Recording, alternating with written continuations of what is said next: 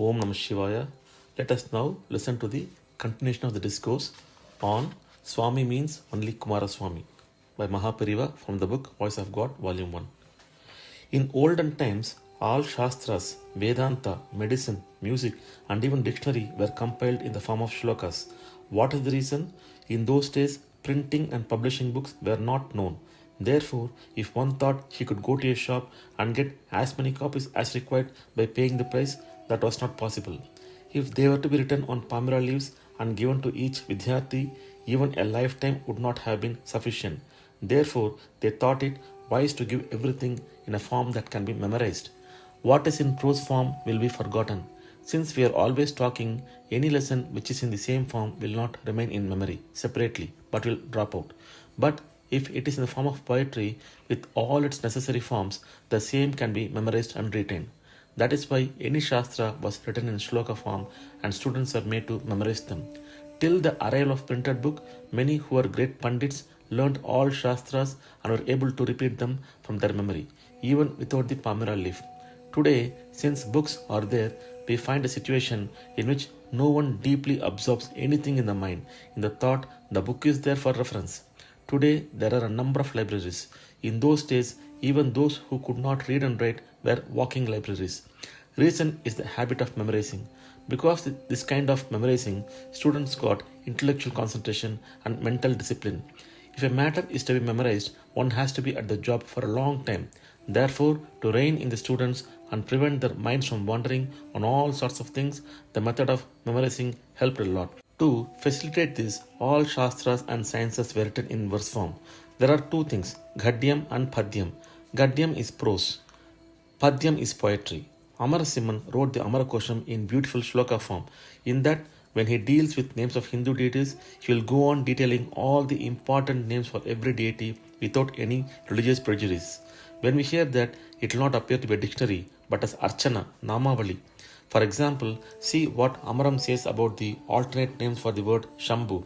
Shambhu, Ishuhu, Pashupatihi, Shivaha, Shuli Maheshwaraha, Ishwaraha, Sarva Ishana, Chandrasekarendra, Bhudesha, Kanda Parasuhu, Girisho Mridaha, Mrityunjaya, Kritivasa, Pinaki, Pramatadip.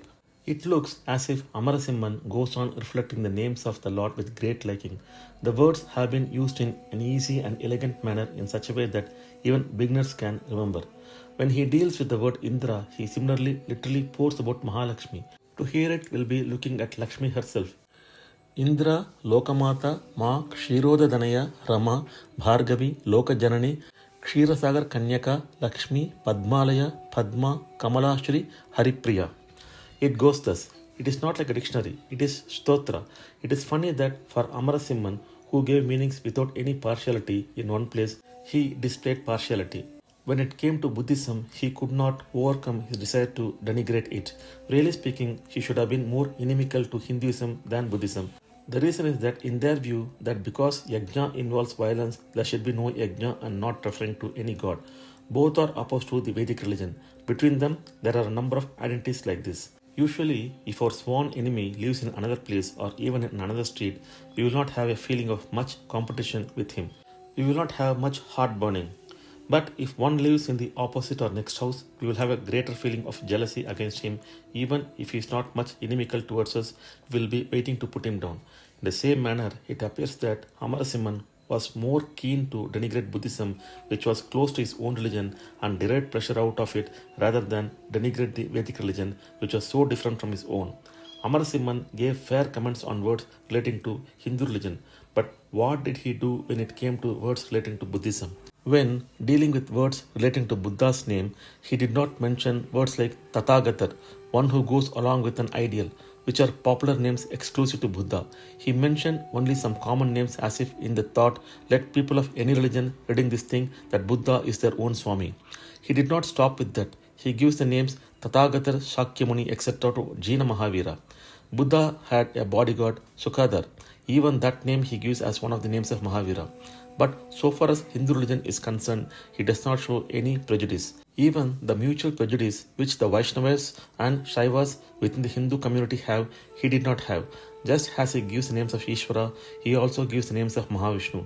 That is why the tradition of all students, without distinction between Shaiva and Vaishnava, memorizing Amaram has continued.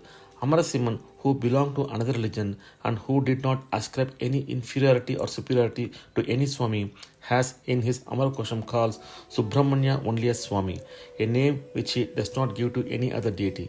When this is so, all of us have but to accept it, is it not? Amarakosham says, Deva Sanatipati Sura Swami Gaja Mukhanuja. Om Namah Shivaya. In the next post, we shall see MahaPeriyava speak about grace that flashes like lightning. Om Namah Shivaya. Hara Hara Shankara Jai Jai Shankara. Kanchi Shankara Kamakoti Shankara.